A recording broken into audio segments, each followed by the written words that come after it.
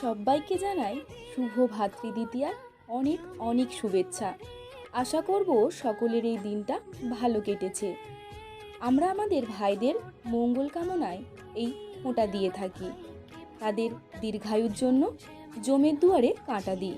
কিন্তু আমরা সবাই কি জানি এটা কিভাবে শুরু হলো? হিন্দু শাস্ত্র মতে ভগবান শ্রীকৃষ্ণ নরকাসুরকে বধ করে ফেরার পর তার বোন সুভদ্রার কাছে আসেন। সুভদ্রা তার ভাইয়ের কপালে জয় টিকা পরিয়ে মিষ্টি খান এই দ্বিতীয়া তিথিতে। সেখান থেকেই ভাতৃদ্বিতীয়া বা ভাইফোঁটা উৎসবের প্রচলন। এই পাহাড় সমান বিশ্বাস আর এক আকাশ ভালোবাসা দিয়ে আমরা ভগবানের কাছে প্রার্থনা করব আমার সকল ভাইকে যেন ভালো রাখে, সুস্থ রাখে।